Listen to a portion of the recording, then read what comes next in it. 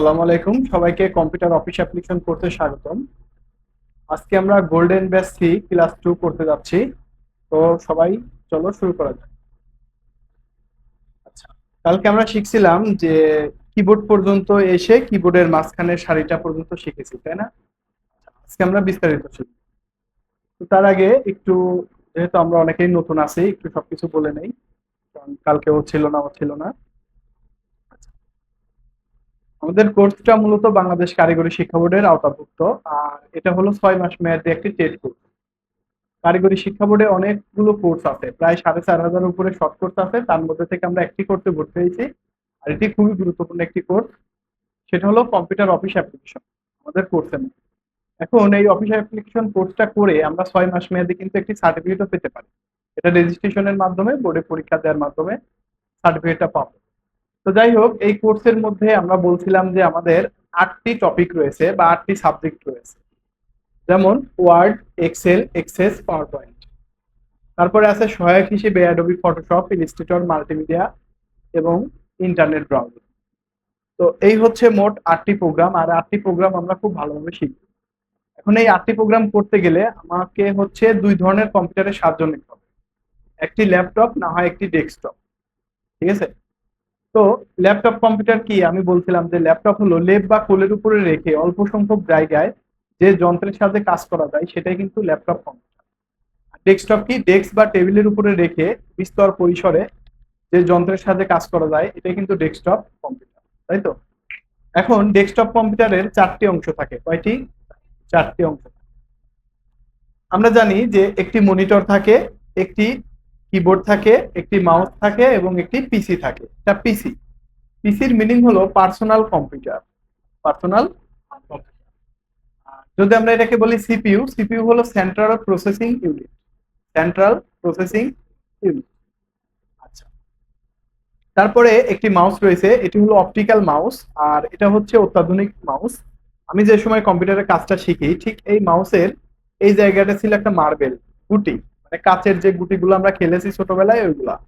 তো ওই কাচের গুটিটা মাউস প্যাডের উপরে যেদিকে ঘুরতো, ঠিক মাউস প্যাডও সেই দিকে ঘুরতো। এখন যেরকম এখানে ডিজিটাল করার কারণে এখানে একটি আলো আছে, এই আলোটা মাউস প্যাডের উপরে যেখানে পড়বে, ঠিক সেই দিকেই মাউস পয়েন্টারটা ঘুরবে, ঠিক এরকম। এটা হচ্ছে মাউস পয়েন্টার। ঠিক আছে?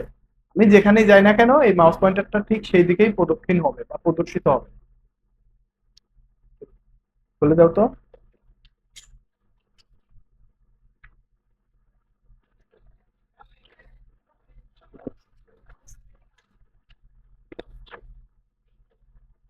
তুমি একটু আগায় বসো, তুমি একটু চাপ দাও, তুমি ওই সাইডে বসো যাতে বাইরে থেকে না দেখা যায়।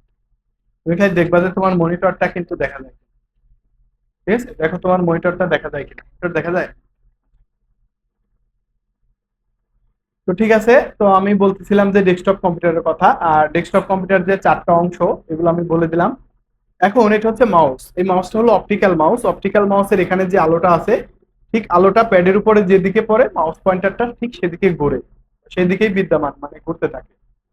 আচ্ছা, তারপরে এই মাউসের 3টা অংশ আছে, লেফট সাইড, রাইট সাইড, আর হলো হুইল। হুইলের কাজ কি? হুইল মানে হলো চাকা বা স্ক্রল, মানে কোনো পেজকে উপরে বা নিচে নেওয়ার জন্য। ধরেন এই যে এই পেজটা, আমি যদি মাউসটা এরকম উপর নিচ করি, কোনো পেজকে উপর বা নিচে নিতে। ঠিক আছে?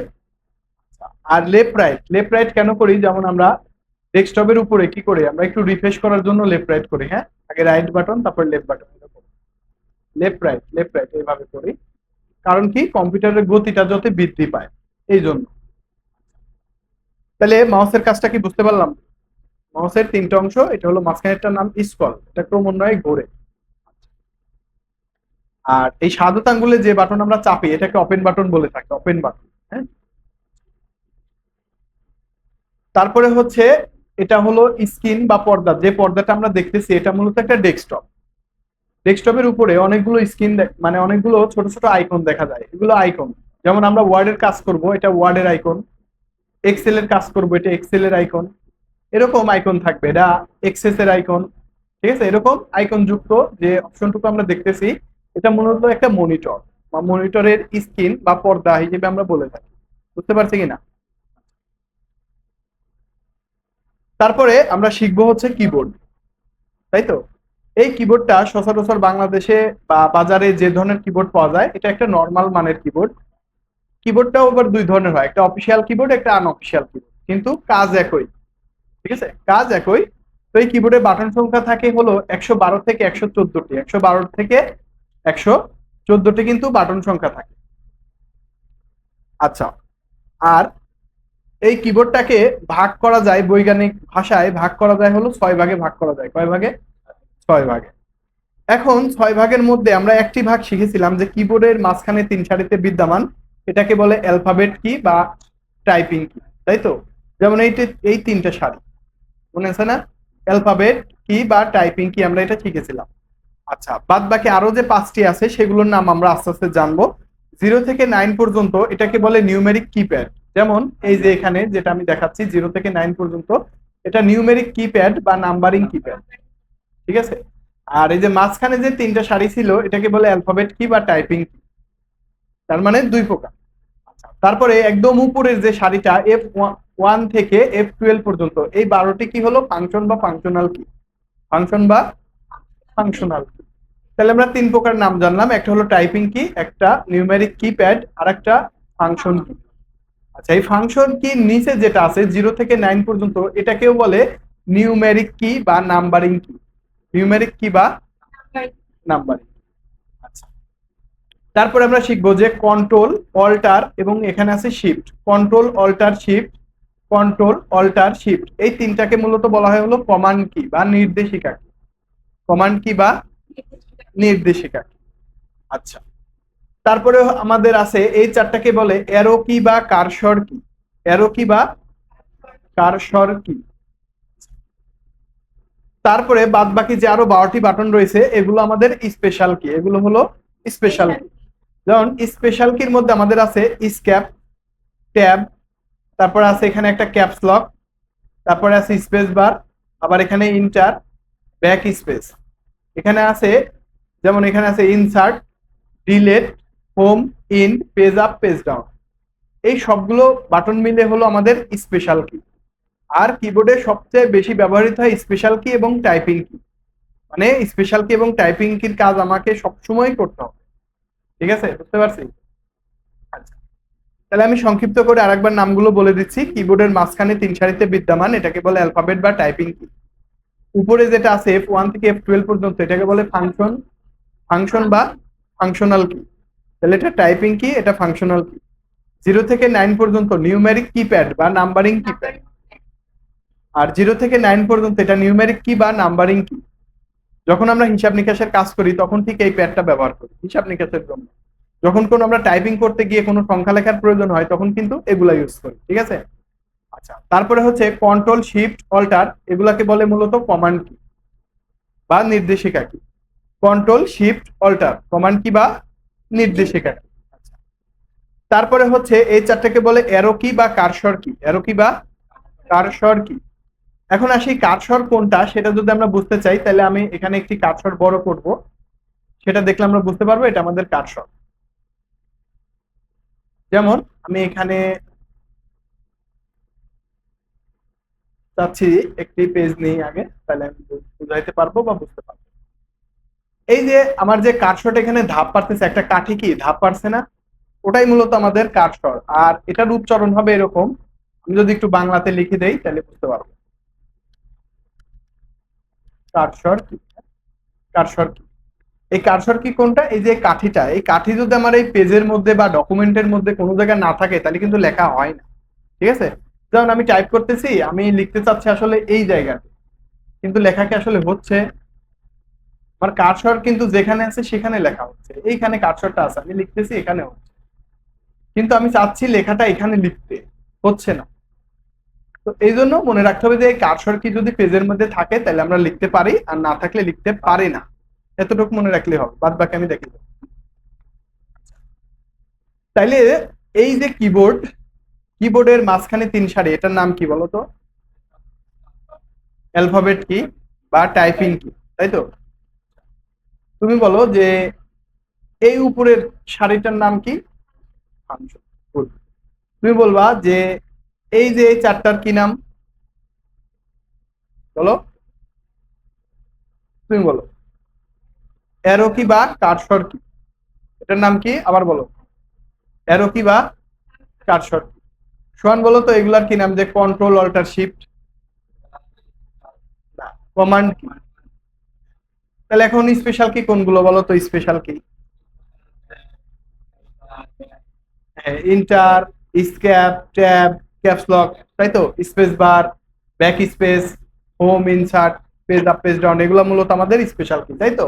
আচ্ছা, এগুলা কিন্তু শীটে খুব সুন্দর করে দেওয়া আছে, জাস্ট একটু রিডিং করলে কিন্তু মনে পড়ে যাবে বা আমরা বুঝতে পারবো। আচ্ছা, এখন আসি এই টাইপিং কির কি কাজ আর টাইপিং কির কাজটা আমরা কিভাবে ব্যবহার করব সেই নিয়মটা দেখাই, ঠিক আছে?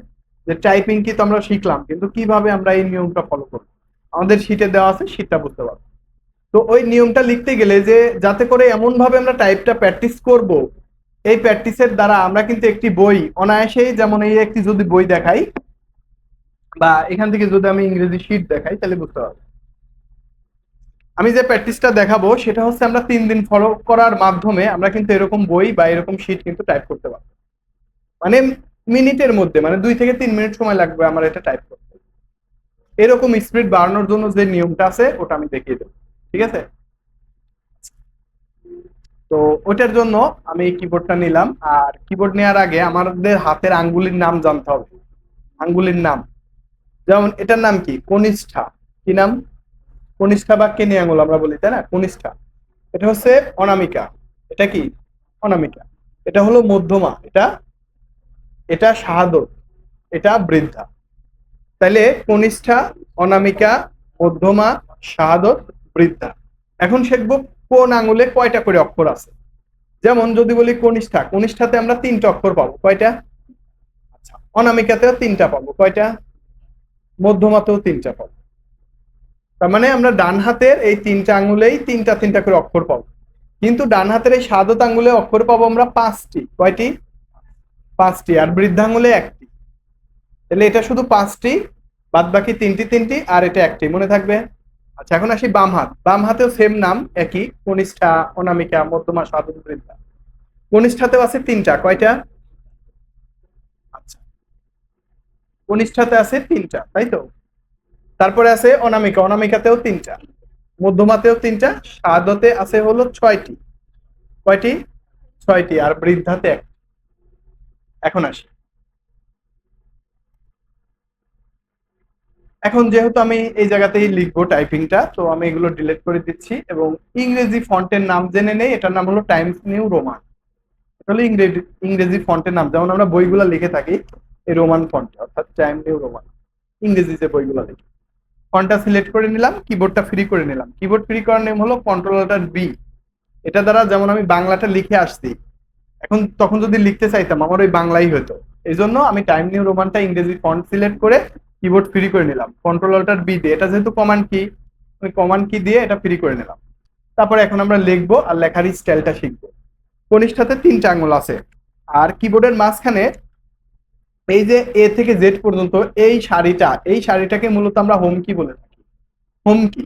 আর হোম কির মধ্যে আঙুলি বসাতে হবে এইভাবে, যেমন এখানে একটা এফ এর পরে দাগ আছে এবং এখানে জে এর উপরে একটা দাগ আছে, এ এস ডি এফ। মাঝখানে জিএস টা ফাঁকা থাকবে, আবার জে থেকে শুরু করে কোলন পর্যন্ত। তো আমি হাতটি বসিয়ে দেখে দিচ্ছি এইভাবে। আর 2টা বৃদ্ধা আঙুল ফাঁকা থাকবে, শুধু স্পেস বারের উপর থাকবে। যেমন বুড়ি মানুষের কি কাজ? লাঠি ভর দিয়ে হাঁটে, টুক টুক টুক। তার মানে কি কাজ কম, তাই তো? আর পরিবারের মেজো ছেলে, তার কাজ একটু বেশি, সে সমস্ত কাজই করে, তাই করে না?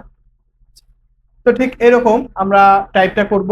আর বড় হাতের লেখার জন্য ক্যাপস লক। ক্যাপস লকের কাজ হলো স্মল থেকে ক্যাপিটাল লেটার লেখে, ক্যাপিটাল থেকে স্মল লেটার লেখে। আর যদি কোনো অক্ষর ভুল হয়ে যায় সেক্ষেত্রে কিন্তু ব্যাক স্পেস। আমি একটু দ্রুত দেখিয়ে দিচ্ছি। কোন স্টাইলে শুরু করবে? আমেরিকান স্টাইলে, A Q A space A Z A space. তার মানে এ কিউ এ জেড এ। দেখো তো এই 2টা শব্দের মধ্যে আমার কিন্তু 3টা অক্ষর আছে না?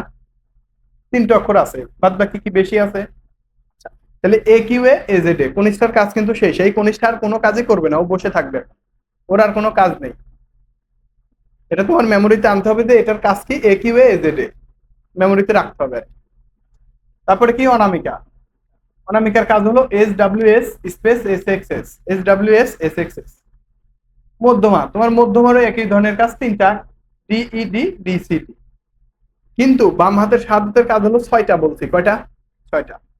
তাহলে ছয়টা, F R F space, F T F space, F G F space, F B F space, F D F. তাহলে এই হলো তোমার বাম হাতের কাজ। ঠিক আছে, বাম হাতের কাজ লিখে দিলাম, বাংলিশ ভাষাতে লিখে দিলাম, হ্যাঁ? তাহলে দেখো আমরা কিন্তু এগুলো লিখলাম এখানে, A Q A Z S W S, X S S, D E D, D C D, F R F, F T F, F G F, F B F, F D F. দেখো তো এখানে 6টি অক্ষর আছে কিনা? আছে।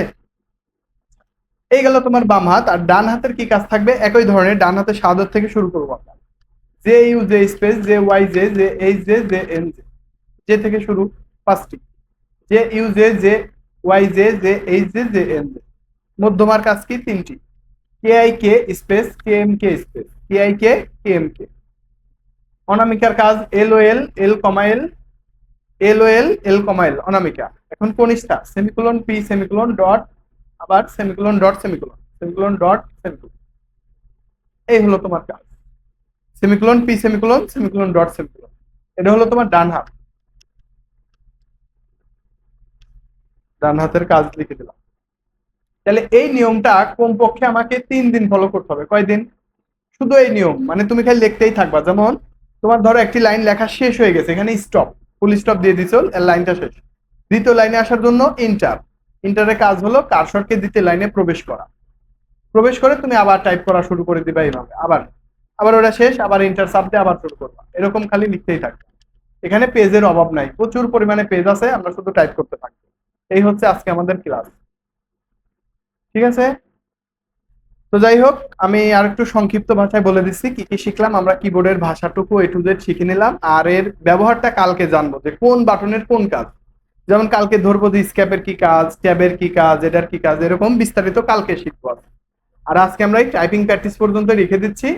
আর আমরা এখন প্র্যাকটিস করবো উপরে ল্যাবে গিয়ে, মানে যে আমাদের যে শীটটা আছে, দেখি শীট আনছো কিনা, ওই যে পড়ে গেছে। এই যে শীটটা রয়েছে, এই শীটটা দেখে দেখে কিন্তু টাইপ করতে হবে। দেখো এই শীটের হচ্ছে তোমার 4 নম্বর পেজ, 5 নম্বর পেজে চলে যাও, 5, 6 নম্বর পেজে চলে যাও। 6 নম্বরে শীটটা দেয়া আছে, এখানে আমি 2টা অক্ষর কেটে দিচ্ছি আর কি, হ্যাঁ?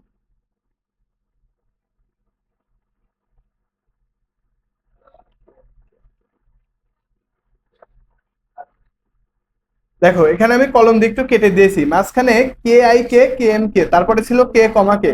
এটা না লিখে এটা এটা বাদ থাকবে, এটা লিখতে হবে না। আর লাস্টেরটা লিখতে হবে। তাহলে কে কমা কে এবং লাস্টেরটা দেখি তোমারটা।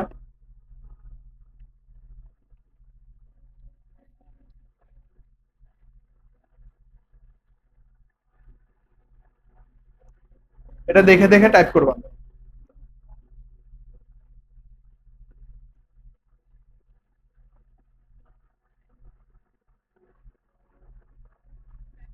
ধরো,